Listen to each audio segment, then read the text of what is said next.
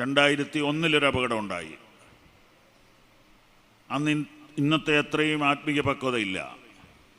ഞാൻ എൻ്റെ കാറിൽ വെച്ച് നിലവിളിച്ചുകൊണ്ട് പറഞ്ഞു, എൻ്റെ അപ്പനോ എൻ്റെ അമ്മയോ എൻ്റെ സഹോദരങ്ങളോ ഇല്ലാത്ത നാട്ടിൽ, ആരുമില്ലാത്തിടത്ത് ഞാൻ ബ്ലീഡിംഗ് ആയിട്ട് റോഡിൽ കിടക്കുകയാണല്ലോ യേശുവേ എന്ന് ഞാൻ പറഞ്ഞു. പറയരുതായിരുന്നു, പറഞ്ഞു. കാരണം എൻ്റെ ഭാര്യയാണ് ഓടിച്ചിരുന്നത്. അവൾ ഏതാണ്ട് അബോധാവസ്ഥയിലായി. രാത്രി 1 മണി.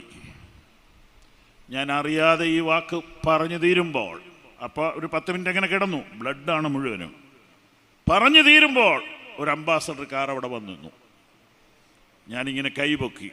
അപ്പം ഞങ്ങൾ മരിച്ചിട്ടില്ലെന്ന് മനസ്സിലായിട്ടാ മനുഷ്യൻ ഇറങ്ങി വന്ന്, പിന്നത്തെ കഥ നീട്ടുന്നില്ല, ഞങ്ങളെ രക്ഷിച്ചു.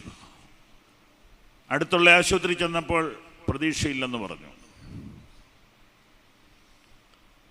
അപ്പോഴേക്കും ടാക്സിക്കാരൻ സ്ഥലം വിട്ടുപോയി.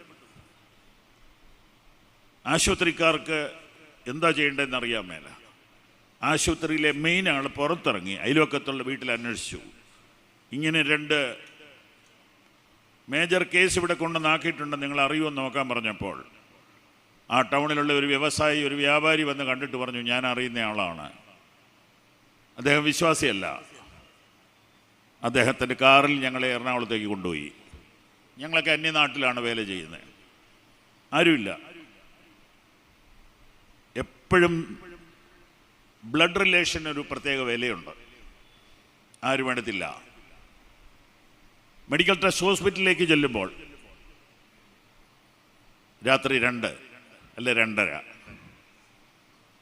കാഷ്വാലിറ്റിയുടെ വാതിക്കൽ പൊക്കം കുറഞ്ഞൊരു ചെറുപ്പക്കാരൻ നിൽക്കുക. ഒരു തടിച്ച കവർ നിറയെ പൈസയാണ്. ഡോക്ടറുടെ കയ്യിലോട്ട് കൊടുത്തിട്ട് പറഞ്ഞു, ഇവരുടെ ജീവൻ രക്ഷിക്കണം, എത്ര പൈസ ആണെങ്കിലും ഞാൻ കൊണ്ടു തന്നോളാം. ആ പയ്യനെ ഞാൻ അറിയില്ല.